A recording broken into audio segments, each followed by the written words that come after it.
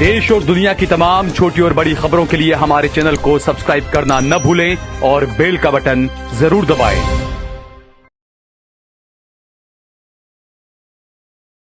नमस्कार दोस्तों, स्वागत है आपका देश लाइव में और आपके साथ हमेशा की तरह मैं हूं आशिमा त्यागी। दोस्तों, जरा ठहर कर सोचिए, अगर कोई मौलाना खुले मंच से कहे कि देश के अंदर जो भी कचरा है सारे हिंदुओं को 1 सेकंड में साफ कर देंगे, तो इस देश में क्या होता। न्यूज चैनल्स पर ब्रेकिंग चलती, एंकर गला फाड़ फाड़ कर देशद्रोह चिल्लाते और पुलिस रातों रात गिरफ्तारी भी करती और अगले ही दिन बुलडोजर कार्रवाई का वीडियो वायरल हो जाता, जैसा कि हर बार हर केस में देखा जाता है।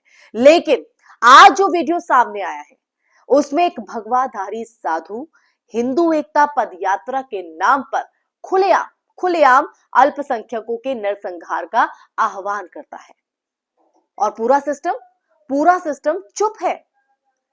सवाल यही है कि क्या यही सनातन धर्म है या फिर ये हिंदुत्व के नाम पर फैलाई जा रही नफरत की राजनीति है। दोस्तों, चर्चा में आगे बढ़े उससे पहले आप लोगों से अपील, इंसाफ की आवाज को बुलंद करने के लिए और सच्ची पत्रकारिता के लिए हमारा यानी देश लाइव का सहयोग करें। साथ ही डिस्क्रिप्शन में दिए गए लिंक को ओपन कर ज्वाइन बटन दबाकर आप हमसे यानी देश लाइव से सीधा जुड़ सकते हैं।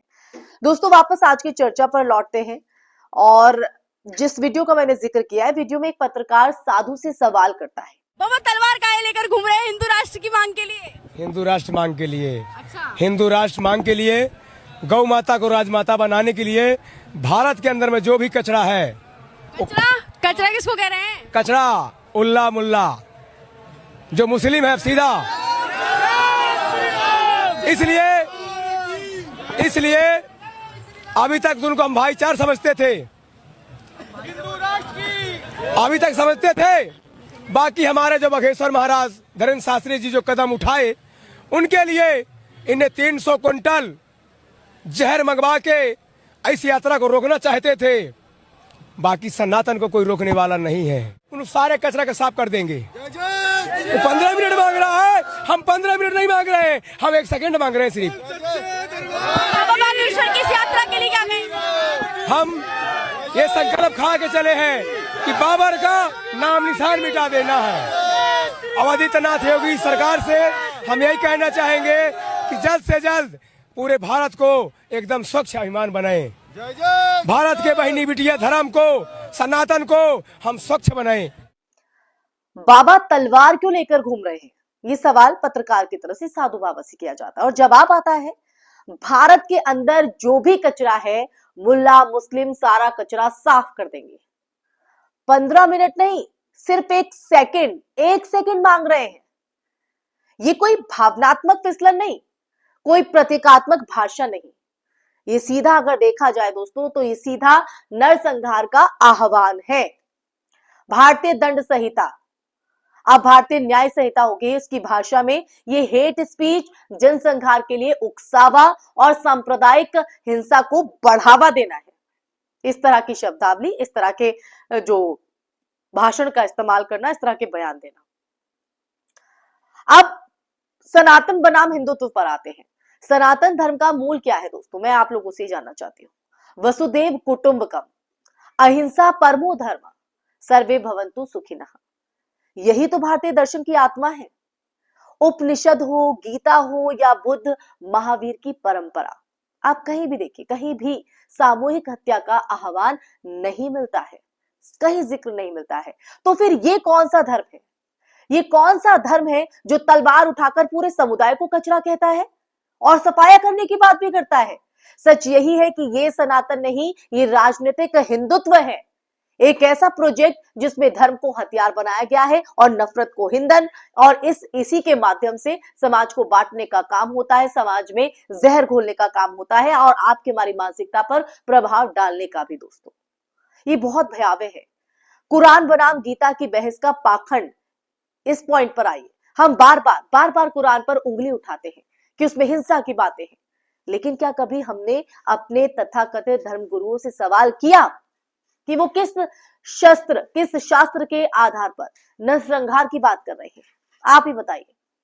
गीता में कृष्ण अर्जुन से युद्ध की बात करते हैं, लेकिन वो धर्म युद्ध है, अत्याचार के खिलाफ। निर्दोषों के कत्ल के लिए नहीं। यहां तो खुलेआम एक समुदाय को खत्म करने की बात हो रही है। फिर भी ना कोई एफआईआर, ना गिरफ्तारी, ना मीडिया ट्रायल, जबकि कोर्ट के ये आदेश है कि इस तरह के मामलों में खुद संज्ञान लेना चाहिए प्रशासन को और एक्शन लेना चाहिए। लेकिन यहां पर हमेशा की तरह वही चुप्पी। और यही वजह है कि अब अगला पॉइंट है राज्य और प्रशासन की चुप्पी पर, क्योंकि सबसे डरावनी चीज क्या है दोस्तों? ये बयान नहीं, बल्कि सरकार, पुलिस और प्रशासन की चुप्पी।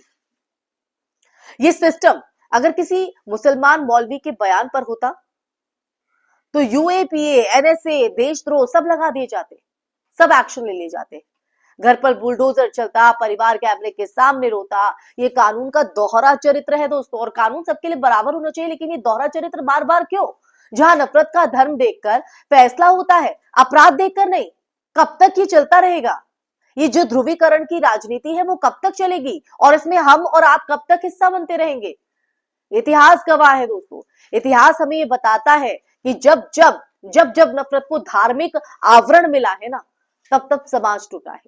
चाहे वो 1947 हो, 1984 हो, या फिर 1992 हो, या इसके अलावा 2002। हर बार आप देखिए, हर बार आग किसी एक घर से शुरू हुई और अंत में पूरा मोहल्ला जला, जिसमें हिंदू भी थे, मुस्लिम भी थे। आज वही भाषा, वही उन्माद, वही एक सेकंड में सफाया वाली जो सोच है फिर लौट रही है, बस इस बार भगवा उड़कर।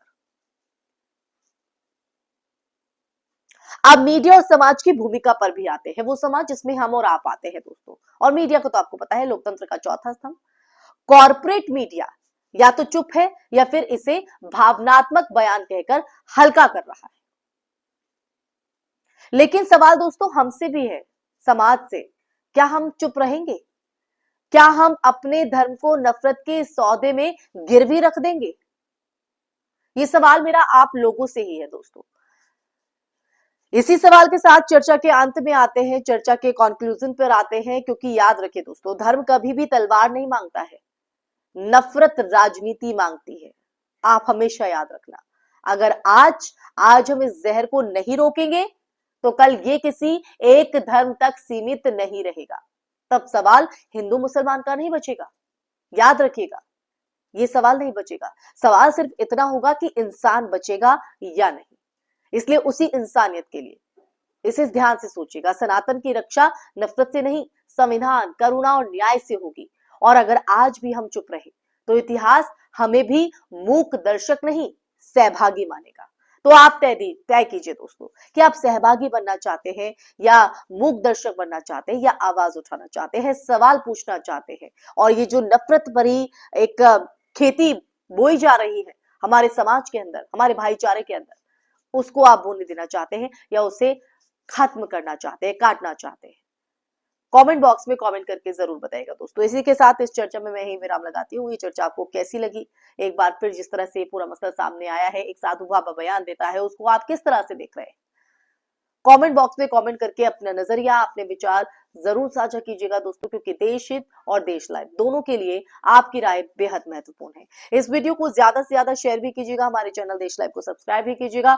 फिर हाजिर होंगे कि ऐसे ही चर्चा, ऐसा ही सच का संवाद लेकर। तब तक के लिए अपना ख्याल रखिए। जय हिंद, जय भारत, नमस्कार।